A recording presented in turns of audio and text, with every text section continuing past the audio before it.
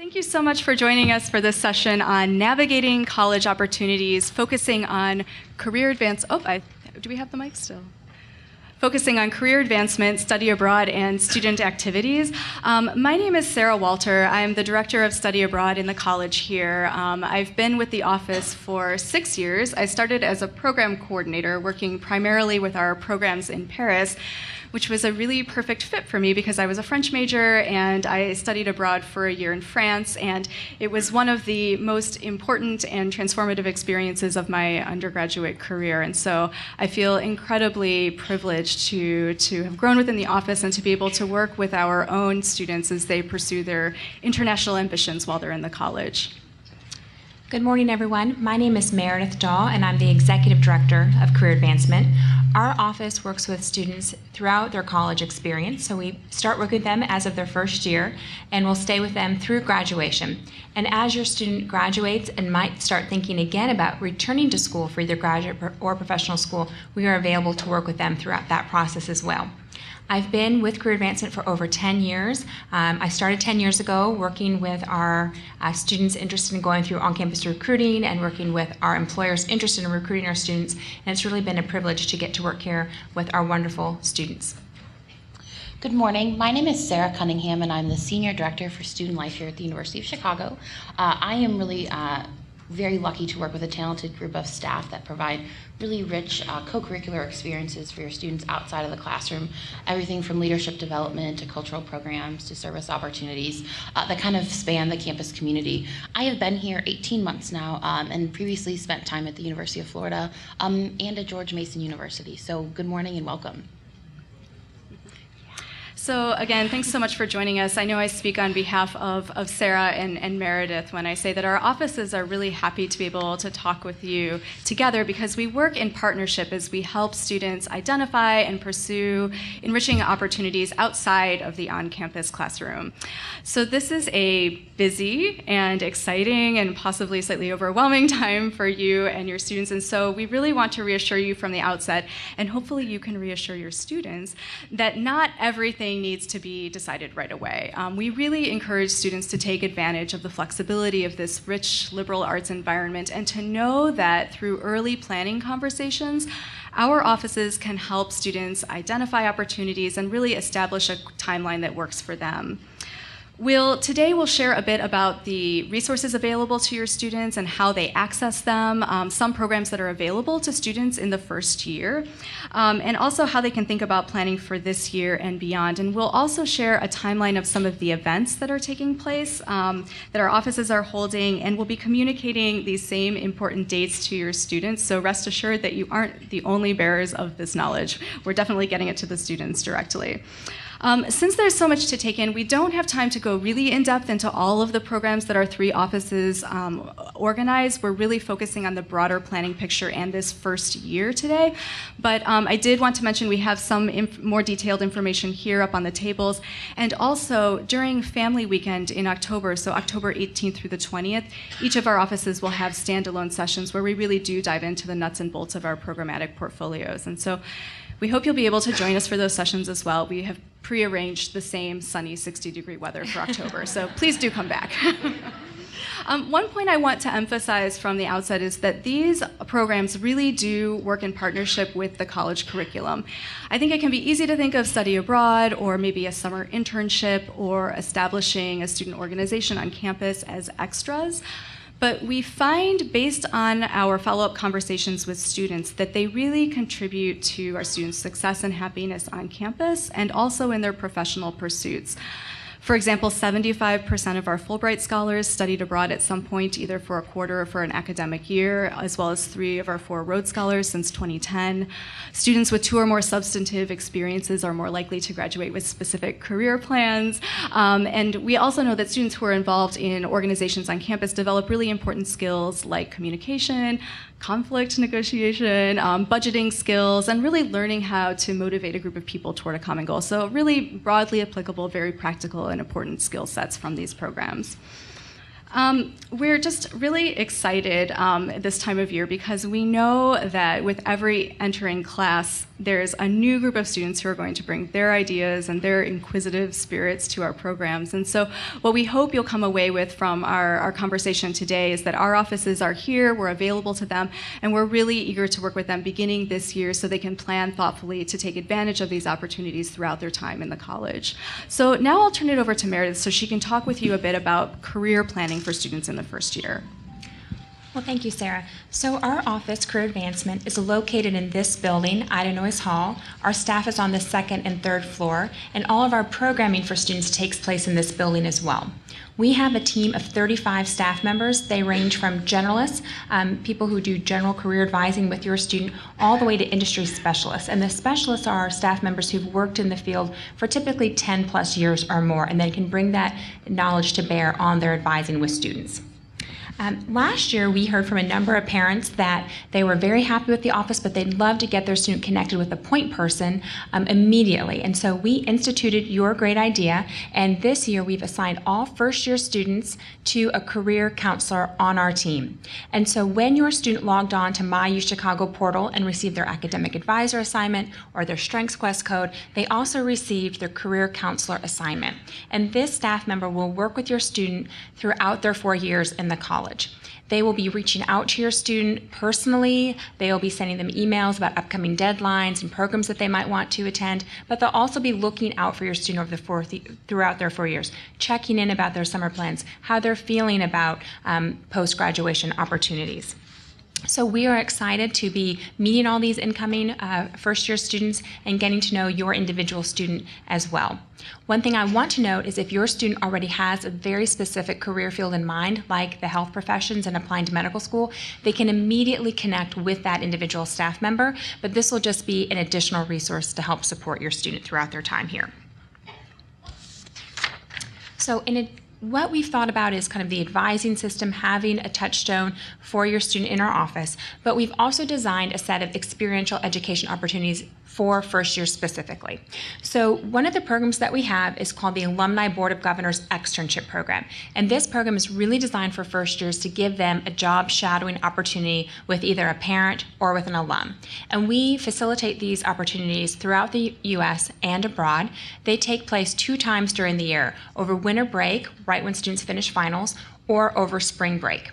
They're designed to be a short kind of dig-in opportunity with an employer, and the students shadow the alum or the parent throughout those several days. They go to meetings with them, they see how their work is produced, they meet their colleagues, and they're really expanding their network, learning more about a field, and just getting a professional opportunity, which we think is incredibly important as students think about applying for internships or other opportunities in the future. We have opportunities for job shadowing in every field. So if a student's interested in working at a national laboratory for an externship, or at a nonprofit organization, or at a tech company like Google, we have opportunities. We also try to find externship opportunities really in cities that are not just major metropolitan areas, because we know that during the first year it's really important for students to also get the opportunity to return home. So if a student comes to us and says that they're from Birmingham, Alabama, they'd love to do an externship, but they'd like to be at home during this period, we will work our best to find an externship opportunity for that student. These deadlines, which we'll note later in the presentation and our timeline process, but the deadline for the first externship program is coming up in October. In addition to these job shadowing opportunities, we offer career treks around the world. And these programs are really designed to show students a particular geographic market as well as give them in-depth industry expertise.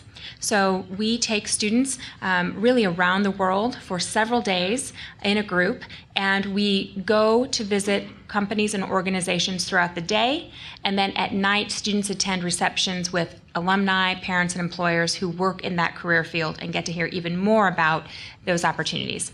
So an example would be last year we took a group of 25 students to Silicon Valley. We met with Electronic Arts and Facebook and Google during the day, and then at night we'd meet at various restaurants and sites for students to get to network and try out some of the networking skills that they've developed.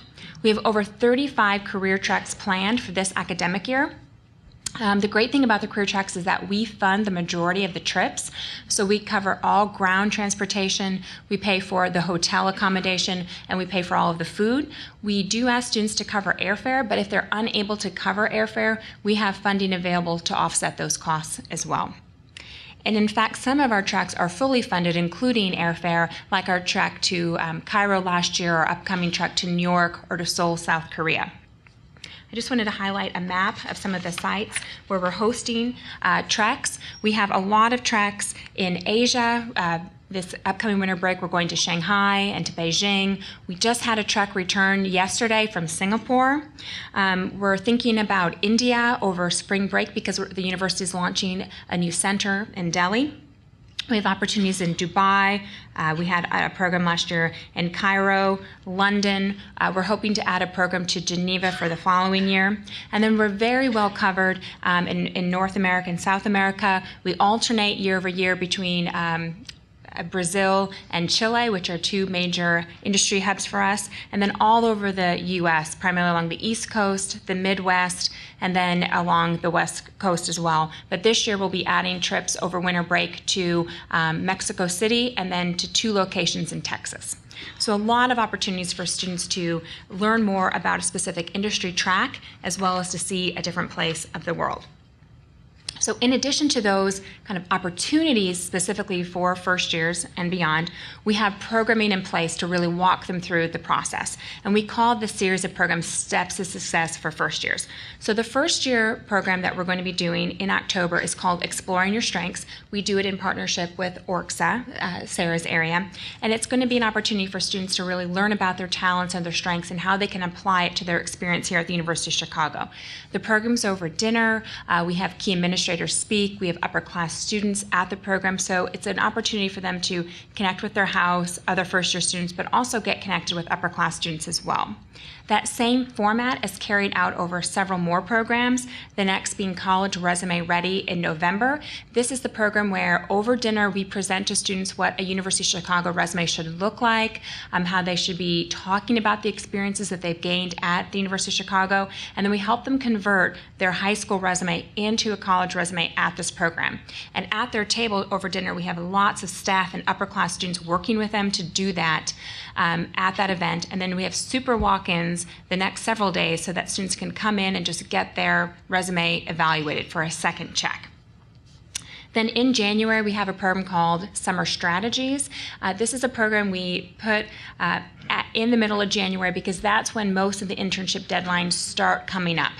So a parent just asked me earlier, when do students apply for internships? Usually it's between January, mid-January through mid-May. This is a program where we walk them through all the things that students have done between their first year and their second year summer.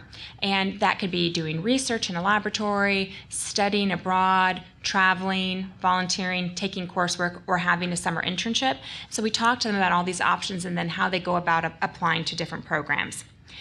Over winter break, we'll send home a postcard to your permanent address so you can see it. The student sees it. It's a reminder of this program. But we have excellent attendance at all these programs because students tend to go to these programs with their house. So their RA gets everyone together. They go for dinner at the site. We close down all the other places where students can eat that night, so we get really good attendance.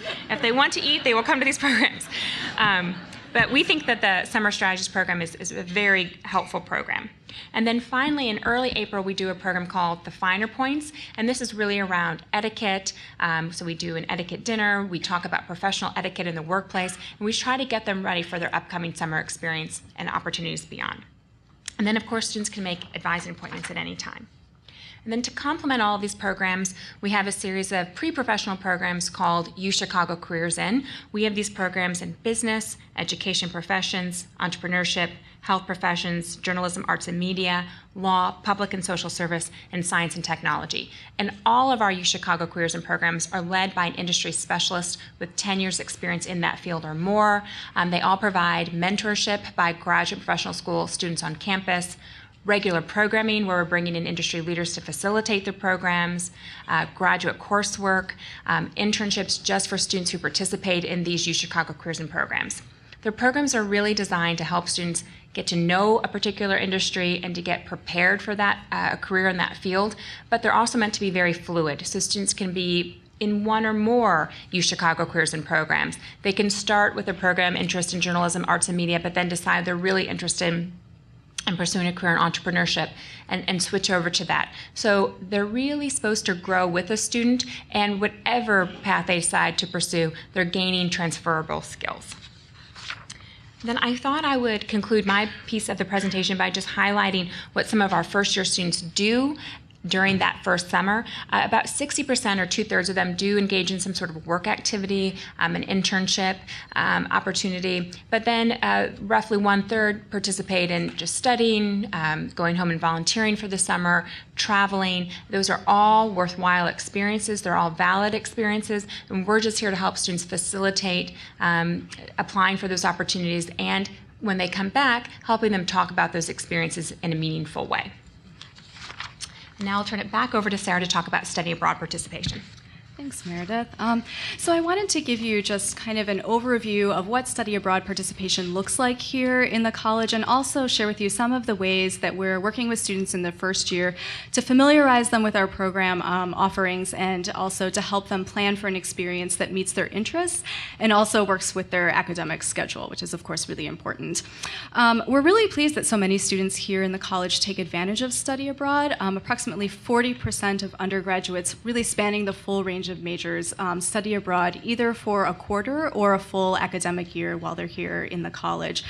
And that's rather high for an institution of our profile.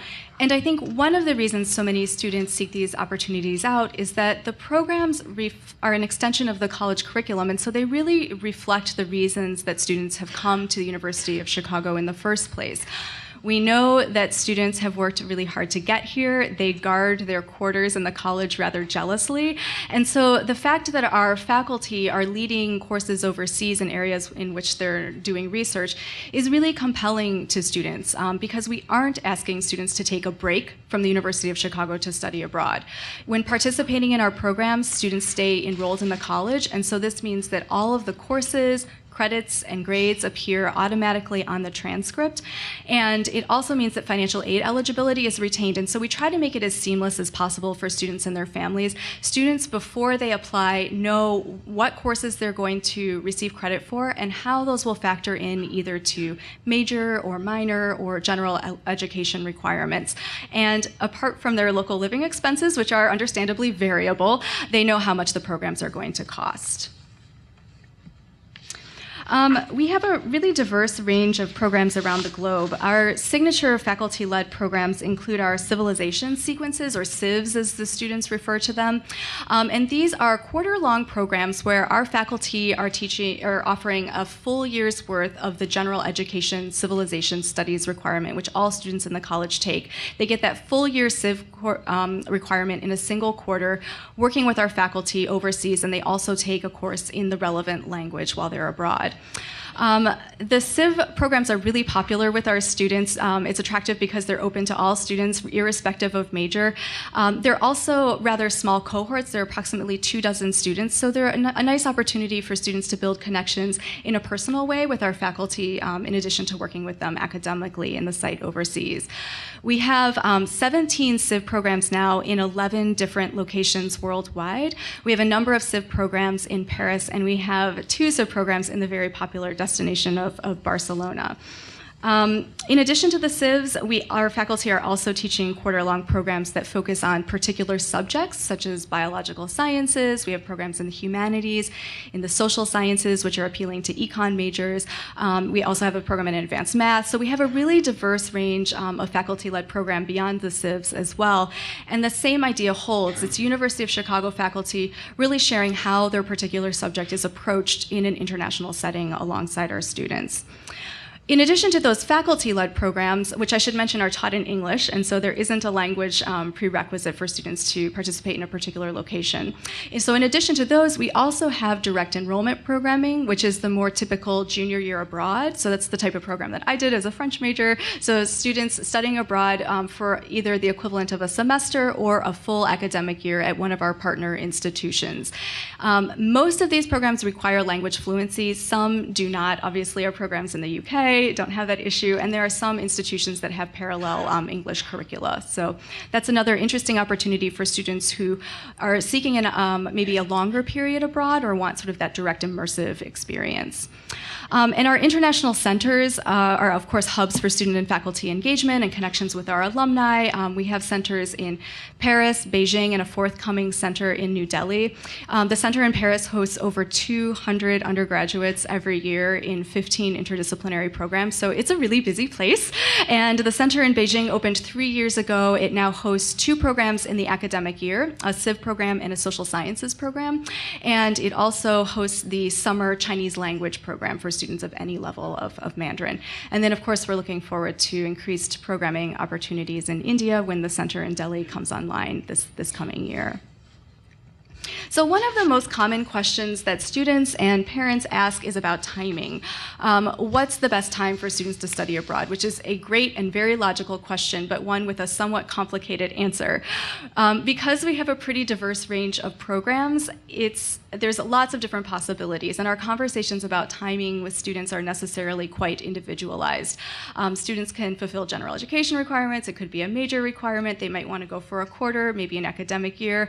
All of those are variables that factor into the equation, in addition to the activities that students are involved in here on campus. So if they're involved in sports or clubs or RSOs, their major and what sequences they need to complete are additional considerations. Also added to this mix is the fact that students can study abroad more than once if they wish. And so we have this sort of legendary example that I'll share with you. There's this woman, Tiffany Taylor, who's a recent graduate from the college who came to the university. She had never traveled abroad internationally, and she decided she would do her spring quarter of her first year, our astronomy program in Paris. She did it and caught the bug and then traveled on, while she was in the college, went on to programs in South Africa, China, South Korea, Tanzania. She graduated. Then she was a Fulbright Fellow in New Delhi. This past summer, she interned in Santiago. And I just heard from her that she was appointed the U.S. Youth Observer to the UN General Assembly. And so hers might be a somewhat remarkable and ambitious trajectory, but one that sort of demonstrates that there are lots and lots of possibilities. Now, we want students to enjoy the beautiful Hyde Park campus too. So maybe a more common combination might be doing, say, a Civ program, and then if a student's interested, returning abroad maybe for another quarter or studying in his or her major field. But I guess the takeaway here is that there are lots of possibilities. We can find a combination that works for just about everyone, and students of all majors, including pre-meds, can study abroad and graduate on time with early planning. And so how to go about that all-important early planning? There are a few resources that we really hope students will take advantage of. So first and foremost, they should really be talking with their academic advisors because, again, these are courses that are a part of the University of Chicago curriculum. So it's really important that they talk about study abroad in context with the other sequences and their other interests here on campus. After they've had that conversation, really they can map out, alongside their advisor, where study abroad will best fit in context with those courses and their other activities here on campus. And from there, they'll have a better sense of the various application deadlines and when they should really be putting in an application to study abroad. Most students, third year is really the most common year for students to study abroad, which means most students are applying in their second year to go abroad their third year. But again, that's not the only recipe. There are lots of possibilities. To help familiarize students with all of these different programs so it's not quite so overwhelming, we hold a couple of general information sessions in the autumn quarter, and we email students about these so they know when they're coming up. And in those sessions, we talk about all of the types of programs, the various possibilities, what the application looks like, what we're looking for in a statement of purpose, for example. We talk about how financial aid works with study abroad and housing. And then we have location-specific breakout sessions. And we really encourage students to come to these because sometimes students will come to the college and they'll be convinced that they want to study abroad in a particular place. But we really encourage them to come and hear about all of the different programs. Some programs are competitive. The Civs, for example, you might not be surprised to hear that more than 25 students want to go to Barcelona in the winter.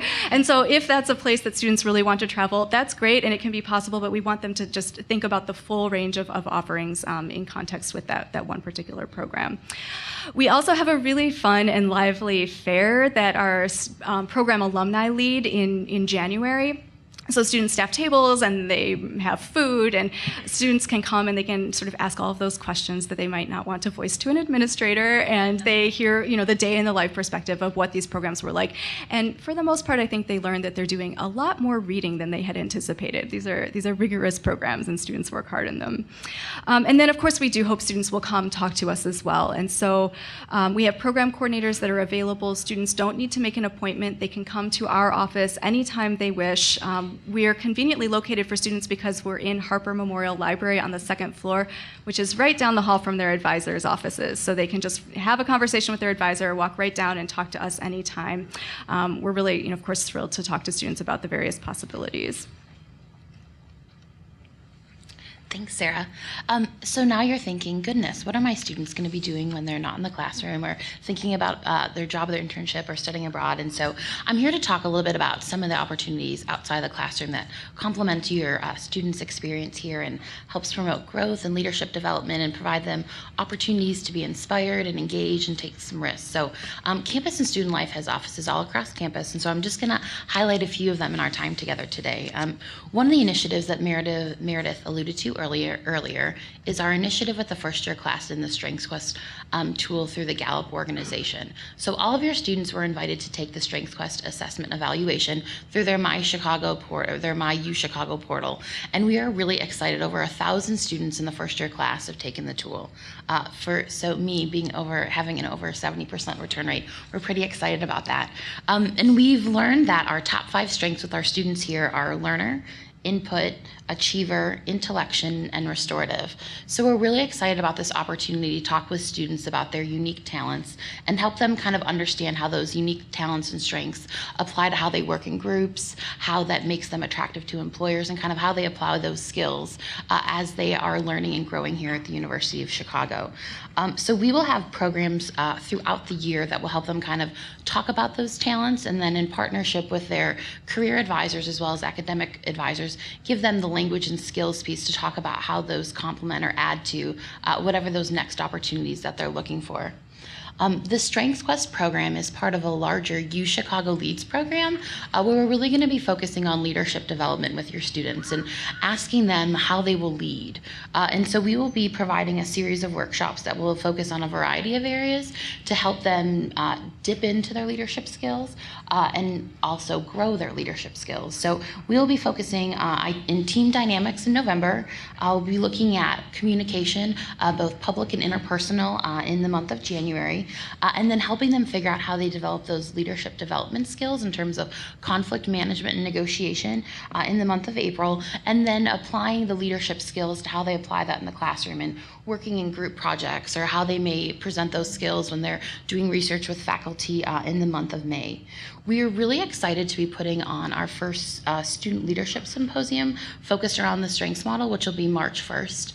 And don't worry, your students will be getting information about this, but just as a highlight of exciting things to come, hopefully with sun and not snow in March. And then we will be putting on bi-weekly strengths workshops throughout the year for our incoming first-year students, and they'll be getting information about that, both from our team as well as from our academic advisors and from their career advisors. So now you're thinking, goodness, they really have no free time. But yes, they do. They have a little bit. And so I just kind of want to highlight some other initiatives that you may want to encourage your students to think about.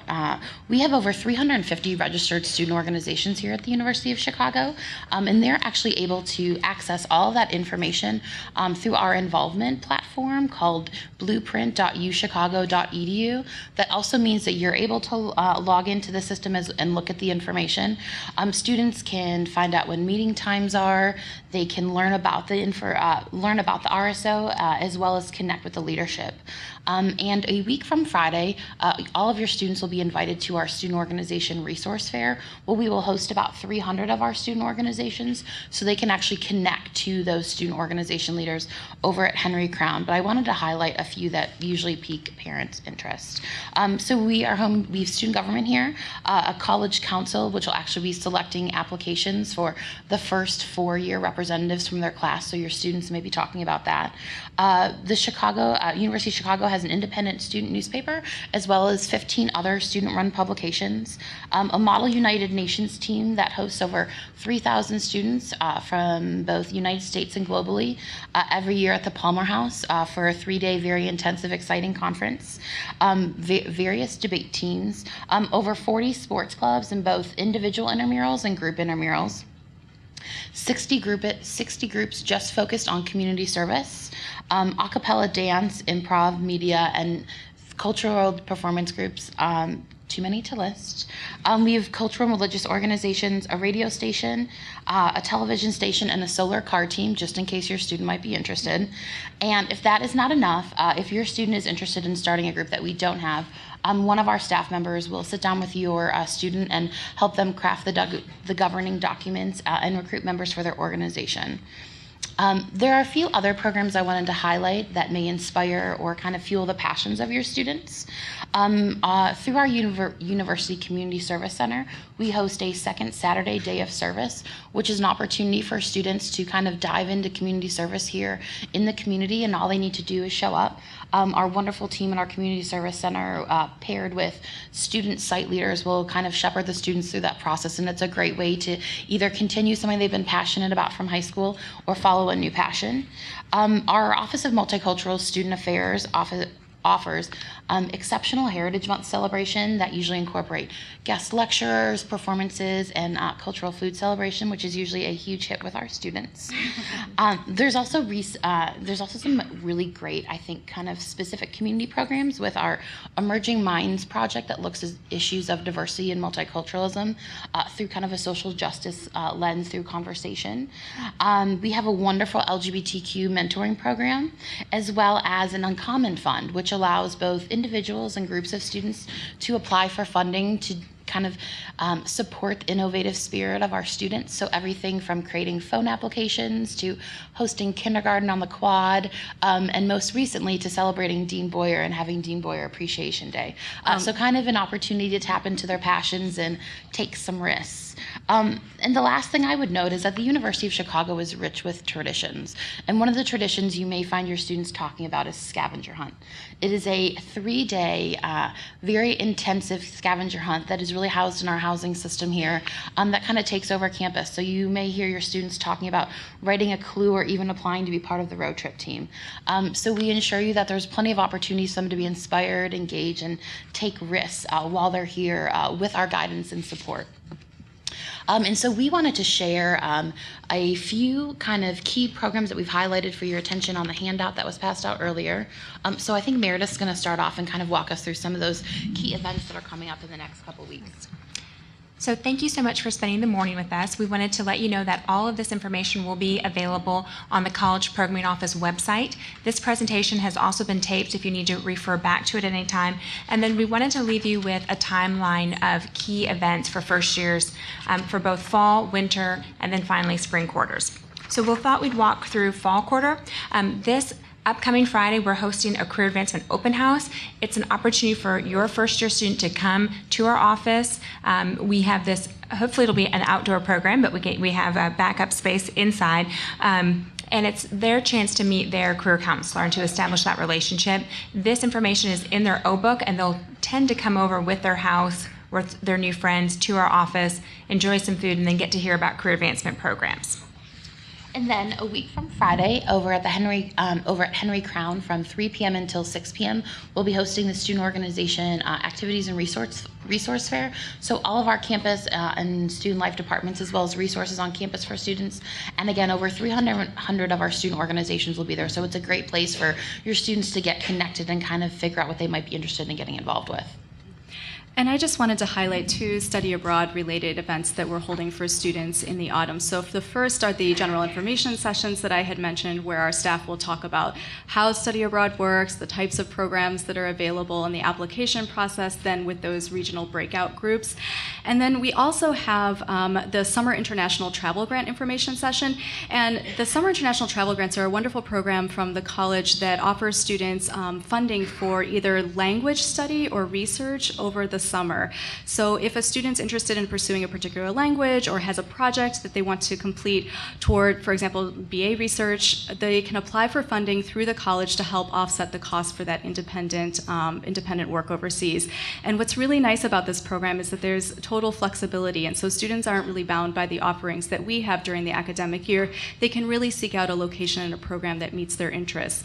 The grants are in the range of $3,000, and just to give you a sense of the competitiveness, there is an application process, but we award about 50% of the applications that we receive. So we really encourage students to seek out those opportunities as well, and we'll be talking about the application process for students. And first year is not too early just to start thinking about that. Okay, great.